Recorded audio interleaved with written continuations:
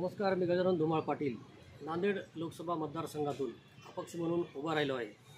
माझा उभा राहण्याचा उद्देश आहे की आपल्या नांदेड जिल्ह्यातील महाराष्ट्रातील जे काही शेतकरी बांधव असतील, जे काही मराठा बांधव आहेत, यांच्या अन्यायाला वाचा फोडण्यासाठी आणि यांची जे काही अडचणी आहेत ते आपल्याला सरकार दरबारी मांडून जे काही त्यांना न्याय मिळवून देण्यासाठी मी उभं टाकलेले आहे। ज्वलंत प्रश्न आपण बघितला असता शेतकऱ्यांचा, या जे की शेतकऱ्याला कर्जमाफी पाहिजे, परंतु आजतागायत केंद्रात आणि राज्यात सत्ता असूनही सरकार कुठलीही शेतकऱ्यांना कर्जमाफी देत नाही। वारंवार आसमानी संकट असतील, विविध अशा संकटांनी शेतकरी घेरलेला आहे। जंगली प्राण्यापासून पण शेतकऱ्याला त्रास आहे। अशा शेतकऱ्यांच्या न्याय हक्कासाठी माझा हा लढा आहे, जे की हा शेतकऱ्याला न्याय भेटला पाहिजे आणि शेतकरी आज अतोनात परेशान आहे, तो परेशानवर यायला पाहिजे, यासाठीचा माझा लढा आहे। याच्यानंतर आता ज्वलंत प्रश्न मराठांचा आपण बघितलेला आहे की एवढाले मोठाले मोर्चे झालेले आहेत आणि मराठा समाजाला आत्तापर्यंत आरक्षण जे मिळालेलं नाही आणि जे मिळाले त्या प्युअर डुप्लिकेट दिलेलं आहे। याच्यातून कुठलाही मराठा समाज आज समाधानी नाही। आज असं वाटते की आपल्याला या सरकारनं आरक्षण दिले नाही म्हणून जनता या सरकारवर रोष व्यक्त करते, तर नुसत्या या सरकारचाच दोष नाही, तर गेल्या 70 वर्षापासून हा मराठा समाजाचा महाराष्ट्रामध्ये जे की मराठा समाजाला कुणबीमधून आरक्षण पाहिजे ते मिळत नाही। अण्णासाहेब पाटलांनी यापूर्वीही असा लढा पुकारला होता, जावळे पाटलांना पण पुकारला होता। अण्णासाहेब पाटलांनी तर अक्षरशः स्वतःच्या डोक्यात गोळी मारून घेतली आणि आपला प्राण त्यागला। या समाजाला आरक्षण भेटावं आणि हा समाज जे की पुढे गेला पाहिजे, असे अनेक आंदोलन झालेत। यापूर्वी शासनानं आतापर्यंत कुठल्याही पद्धतीची या मराठा समाजाची दखल घेतली नाही। गेल्या 70 वर्षापासून 2 पिढ्या अक्षरशः बर्बाद करून सोडलेले आहेत आमच्या, त्यांना आरक्षण दिलेले नाही।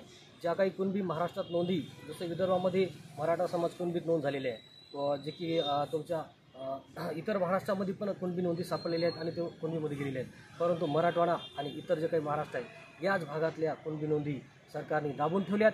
एवढंच नसून अक्षरशः त्या नोंदी नष्ट केल्या। आता याचा जिम्मेदार कोण आहे ह्याचा आपल्याला शोध लावायचा आहे आणि आतापर्यंत या काँग्रेस सरकार असेल आणि या भाजप सरकार असेल यांनी कोणीही आरक्षण दिलं नाही। कुठलाही आमदार अथवा खासदार मराठा आरक्षणासंदर्भात बोलत नाही। का बोलत नाही? कारण त्यांच्या जे काही संस्था आहेत ते जे मराठा समाज जर समजा आरक्षणात गेला तर त्यांच्या वावरं विकून त्यांच्या संस्थेला पैसे भरतील कोण, ह्यासाठी ते कुठलेही मोठे जे काही मराठा असून सुद्धा आमदार मराठा आरक्षणासंदर्भात बोलत नाहीत। जरांगे पाटलावर ईडी लावतात किंवा अन्य प्रकारच्या चौकशा लावतात। तर आतापर्यंत ज्या काही नोंदी गायब केल्या किंवा नष्ट केल्या आणि दाबून ठेवल्या, याच्यावर सुद्धा सखोल चौकशी झाली पाहिजे आणि संबंधितावर याच्यावर पण गुन्हा दाखल झाला पाहिजे। माझा अनेक दिवसापासूनचा शेतकऱ्यांसाठी वारंवार निवेदन दिले असतील किंवा संघर्ष वारंवार केले असेल अनेक प्रश्नावर, नांदेडपासून तर महाराष्ट्र आपल्या विधानभवनापर्यंत मी लढा दिलेला आहे। अनेक प्रश्नामध्ये शेतकऱ्यांसाठी आपण लढा दिलेला आहे। जे शेतकरी आज खचला आहे, परेशान झाला आहे, यांना वरी आलं पाहिजे आणि मराठा आरक्षणाचा जे काही ज्वलंत प्रश्न, ही जी ज्योत आहे ती तेवत ठेवण्यासाठी मी उभं टाकलेलं आहे। कारण का जनतेमध्ये असा प्रश्न पडला आहे की आता आपण यापूर्वी असं ठरलं होतं की 2 उमेदवार द्यायचे, ते पण कॅन्सल झाले। जिल्ह्यातून 1 उमेदवार द्यायचा, ते पण कॅन्सल झाला। माझ्या मतदारापुढे आणि बांधवांपुढे असा प्रश्न उभा झालेला आहे की आता आम्ही मतदान करायचं कोणाला, नेमकं काँग्रेसला करायचं की भाजपला करायचं की अन्य कोणाला करायचं? आतापर्यंत मराठा समाजाला कोणीही न्याय दिला नाही किंवा त्याच्या बाजूने बोलत नाही।